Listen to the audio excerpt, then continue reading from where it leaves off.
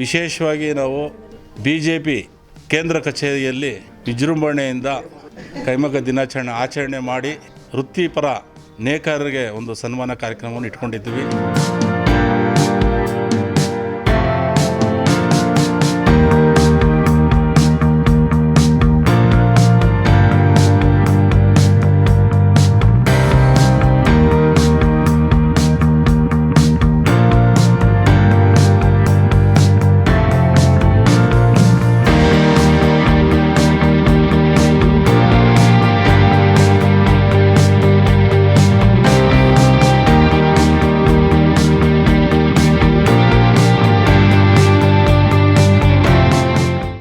ರಾಷ್ಟ್ರೀಯ ಕೈಮಗ್ಗ ದಿನಾಚರಣೆಯನ್ನ ಘೋಷಣೆ ಮಾಡಿ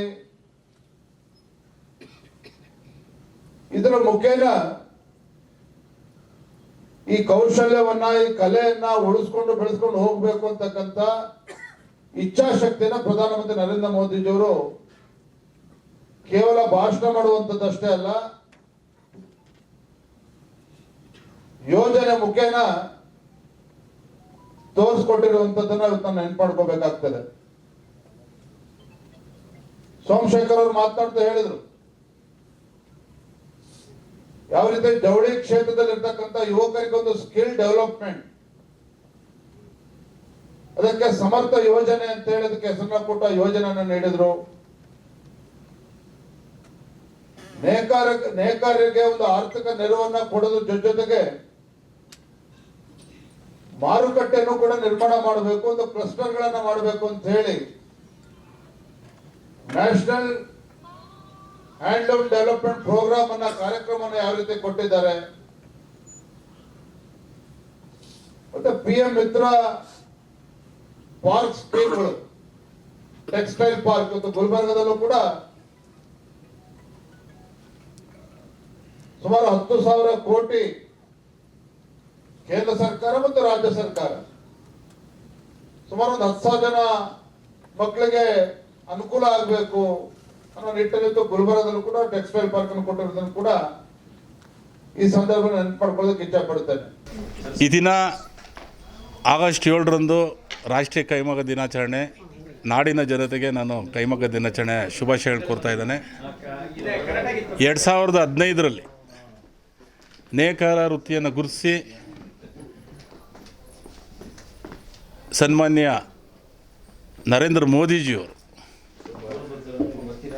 ರಾಷ್ಟ್ರೀಯ ಕೈಮಗ್ಗ ದಿನಾಚರಣೆನ ಉದ್ಘಾಟನೆಯನ್ನು ಚೆನ್ನೈಯಲ್ಲಿ ಮಾಡಿದ್ರು. ವರ್ಷ ಆಗಸ್ಟ್ 7ರಂದು ನಾವು ಕೈಮಗ್ಗ ದಿನಾಚರಣೆಯನ್ನು ಮಾಡ್ಕೊಂಬರ್ತಾ ಇದ್ದೇವೆ. ಈ ಒಂದು 2026ರಲ್ಲಿ ವಿಶೇಷವಾಗಿ ನಾವು BJP ಕೇಂದ್ರ ಕಚೇರಿಯಲ್ಲಿ ನಾವು ವಿಜೃಂಭಣೆಯಿಂದ ಕೈಮಗ್ಗ ದಿನಾಚರಣೆ ಆಚರಣೆ ಮಾಡಿ ವೃತ್ತಿಪರ ನೇಕಾರರಿಗೆ ಒಂದು ಸನ್ಮಾನ ಕಾರ್ಯಕ್ರಮವನ್ನು ಇಟ್ಕೊಂಡಿದ್ದೀವಿ. ಯುವ ನಾಯಕರು BJP ರಾಜ್ಯಾಧ್ಯಕ್ಷರಾದಂಥ BY ವಿಜೇಂದ್ರ ಅವರು ಬಂದು ಈ ಕಾರ್ಯಕ್ರಮದಲ್ಲಿ ಉದ್ಘಾಟನೆ ಮಾಡಿ ಒಂದು ಈ ಕಾರ್ಯಕ್ರಮವನ್ನು ಯಶಸ್ವಿಗೊಳಿಸಿ ಹೋಗಿದ್ದಾರೆ. ಅವ್ರಿಗೂ ನೇಕಾರ ಪ್ರಕೋಷ್ಠ ವತಿಯಿಂದ ನಾನು ಅವರಿಗೆ ಧನ್ಯವಾದ ತಿಳಿಸ್ತಾ ಇದ್ದೇನೆ. ಹಾಗೆ ನೇಕಾರ ವೃತ್ತಿ ನಶಿಸಿ ಹೋಗಬಾರ್ದು ಅಂತೇಳಿ ನಾವೆಲ್ಲ ಇಡೀ ರಾಜ್ಯಾದ್ಯಂತ ಒಂದು ಕೈಮಗ್ಗ ದಿನಾಚರಣೆಯನ್ನು ಮುಂದಿನ ದಿನಗಳಲ್ಲಿ ಕೇಂದ್ರವಾರು ಹಮ್ಮಿಕೊಳ್ಳಲು ನಾವು ಕಾರ್ಯಕ್ರಮವನ್ನು ಹಾಕ್ಕೊಂಡಿದ್ದೀವಿ. ಆದ್ದರಿಂದ ಎಲ್ಲರೂ ಸಹಕರಿಸಬೇಕಂತೇಳಿ ನಾನು ಮನವಿ ಮಾಡ್ತೇನೆ. 1905ರಲ್ಲಿ ಸ್ವದೇಶಿ ಚಳವಳಿ ಮಾಡಿದರು.